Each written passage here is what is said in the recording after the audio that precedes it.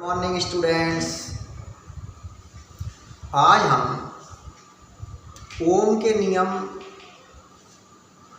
के आधार पर जटिल विद्युत परिपथों के लिए किरचॉफ के नियम पढ़ेंगे।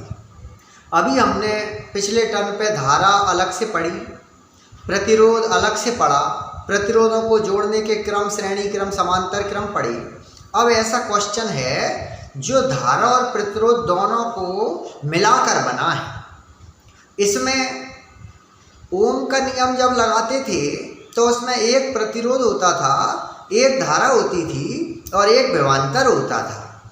लेकिन इसमें एक से अधिक धारा, एक से अधिक विभवांतर, एक से अधिक प्रतिरोध भी यदि होते हैं तो भी जो है जटिल से जटिल, कठिन से कठिन परिपथों में ये नियम लगते हैं। इनको किरचॉफ के नियम कहते हैं। सन 1842 में किरचॉफ नामक वैज्ञानिक ने दो नियम बनाए जो जटिल परिपथों में लगते हैं। तो इसके लिए अपन पहले पूरा क्वेश्चन देखें, बहुत खास है, बार बार एग्जाम में आता है। क्वेश्चन देखें, जटिल विद्युत परिपथों के लिए किरचॉफ के नियम लिखो और इन्हें समझाइए। नियम भी लिखना है, समझाना भी है। 3 नंबर का है। पहला नियम पढ़े, किरचॉफ के दो नियम हैं। पहला, प्रथम नियम, इस नियम के अनुसार किसी विद्युत परिपथ की, विद्युत परिपथ मतलब इसमें धारा बह रही है, कि किसी संधि पर, संधि मतलब बहुत सारे यहाँ पे तार मिलते हैं, जैसे बिजली का बोर्ड होता है जिसमें बहुत सारे तार होते हैं, उसको कहते हैं जंक्शन। जंक्शन संधि पर मिलने वाली सभी विद्युत धाराओं का बीजगणितीय योग शून्य होता है। दोबारा देखें, क्या किसी विद्युत परिपथ के, ऐसा मानो एक बिजली का बोर्ड है और उसमें बहुत सारे कनेक्शन हैं, उसकी बात चल रही है, किसी विद्युत परिपथ के किसी संधि पर मिलने वाली सभी विद्युत धाराओं का बीजगणितीय योग शून्य होता है। इसको अपन इस तरह से देखें कि एक मान लो बिजली का बोर्ड है और उसमें बहुत सारे तार आ रहे हैं। एक तार में धारा बह रही है I1 जो आ रही है। अब एक बल्ब जल रहा है तो उस बल्ब को जलाने के लिए धारा I2 जा रही है। एक है ना पंखा चल रहा है, उसके लिए धारा I3 जा रही है। एक और नाइट बल्ब जल रहा है, उसके लिए धारा I4 जा रही है। मतलब वो जो है वो संधि है। संधि मतलब जंक्शन, संधियों पर प्रथम नियम से, जो किरचॉफ का प्रथम नियम है उसको लगाएं। तो इसमें जो आने वाली धारा है वो तो धनात्मक होती है और जाने वाली धाराएं ऋणात्मक होती हैं। मतलब आने वाली जो धारा है I1 वो धनात्मक, जाने वाली I2 ऋणात्मक, I3 ऋणात्मक, I4 ऋणात्मक बराबर 0। किसी संधि पर जितनी भी धारा है मिलने वाली उनका बीजगणितीय योग कितना? शून्य। ये शून्य। इसका मतलब ये है कि आने वाली धारा I1 है तो वो कितने भागों में बट गई? 3, I2, I3, I4, पक्षांतर कर दिया है।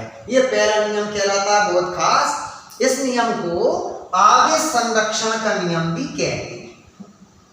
आवेश संरक्षण का जो नियम है कि आवेश ना तो उत्पन्न किया जाता है और ना ही नष्ट किया जा सकता है। तो मतलब जो किरचॉफ का प्रथम नियम है वो आवेश संरक्षण के नियम के समान है। इसमें आने वाली धारा धन की है और जाने वाली धारा ऋणात्मक है। ये मतलब अलग से अपन याद रखेंगे। अब द्वितीय नियम, इस नियम के अनुसार जो दूसरा वाला नियम है, दो नियम है, एक धारा के लिए जो हमने ये बना दिया है और दूसरा जो नियम है, इस नियम के अनुसार किसी विद्युत परिपथ के किसी बंद जाल के, बंद जाल क्या होता है? जिसमें बहुत सारे प्रतिरोध हो, बहुत सारी धारा हो, तो बंद जाल के विभिन्न भागों में बहने वाली धाराओं और संगत प्रतिरोधों के गुणनफलों का बीजगणितीय योग। मतलब एक जाल है बंद जिसमें प्रतिरोध भी है, धारा भी है, तो अलग अलग धारा और उसके संगत प्रतिरोध जो है उनका गुणा करें और उनका बीजगणितीय योग निकालें। उस बंद जाल में उपस्थित कुल विद्युत वाहक बलों के बीजगणितीय योग के बराबर होता है। विद्युत वाहक बल का सेल के वोल्टेज को विद्युत वाहक बल कहते हैं। तो यदि हम उसमें सेल लगाएंगे तो ही धारा बहेगी। तो धारा यदि उसमें बहेगी तो उनका जो विद्युत वाहक बल है उनके बीजगणितीय योग के बराबर होता है। इसको हम जरा चित्र बना के देखें। तो जैसे एक सेल है और एक प्रतिरोध है, प्रतिरोध R1, सेल का विद्युत वाहक बल E1 और सेल से धारा बह रही है I1। एक और सेल है, उसका विद्युत वाहक बल E2। सेल जो होता है उसका एक सिरा बड़ा एक छोटा, बड़े सिरे को कहते हैं धन सिरा और छोटे सिरे को ऋण सिरा। बड़े सिरे से धन से हमेशा धारा बहती है।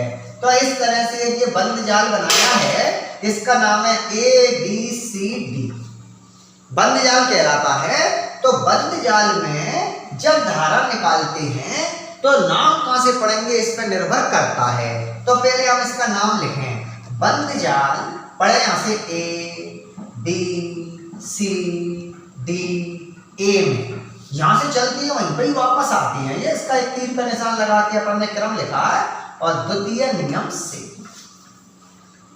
अब हम इसको पढ़ें तो पहली धारा I1 और संगत प्रतिरोध R1, धारा और प्रतिरोध के गुणनफलों का बीजगणितीय योग। अब दूसरी धारा I2 और प्रतिरोध R2, धारा और प्रतिरोध के गुणनफलों का बीजगणितीय योग। अब चिन्ह कौन सा लगेगा वो डिसाइड करें कि ये धारा ऊपर से आ रही है, आने वाली धारा धनात्मक और जो उल्टी जा रही है, मतलब दिशा कैसी है विपरीत, तो ये ऋणात्मक। धारा और प्रतिरोध के गुणनफलों का बीजगणितीय योग, आगे बढ़े, उस बंद जाल में उपस्थित कुल विद्युत वाहक बलों की। तो जो पहला वाला धारा धन की है उसका विद्युत वाहक बल भी काय का धन का, और दूसरी धारा ऋण की है तो उसका विद्युत वाहक बल भी काय का ऋण का। तो विद्युत वाहक बलों के बीजगणितीय योग के बराबर होता है। दोबारा समझे, बहुत खास नियम है ये, क्वेश्चन बार बार परीक्षा में आता है। क्या किसी विद्युत परिपथ के किसी बंद जाल के विभिन्न भागों में, जो विद्युत परिपथ है जो इसका एक बंद जाल बनाया, इसमें दो सेल है, दो धारा, दो प्रतिरोध। तो धारा और प्रतिरोध के गुणनफलों का बीजगणितीय योग। पहले वाली धारा धन के लिए नाम से चलेंगे, ABC के तीर का निशान A से B की तरह। यदि उल्टा कर देते तो धारा की दिशा उल्टी कर देते। तो इसका मतलब I1 R1 धन का है तो I2 R2 ऋण का, क्योंकि ये दिशा इसकी विपरीत है। और विद्युत वाहक बलों के बीजगणितीय योग तो E1 - E2 के बराबर होता है। ये द्वितीय नियम कहलाता है। ओम के नियम में हमने धारा और प्रतिरोध का गुणा किया था तो विभवांतर कहलाता था, जिसको ऊर्जा कहते हैं। मतलब द्वितीय नियम जो है वो ऊर्जा संरक्षण के नियम का पालन करता है। जो किरचॉफ का द्वितीय नियम है वो ऊर्जा संरक्षण के नियम का पालन करता है, और जो पहला नियम है वो आवेश संरक्षण के नियम का पालन करता है। इस प्रकार से ये किरचॉफ के बहुत खास नियम खत्म हो गए हैं। धन्यवाद।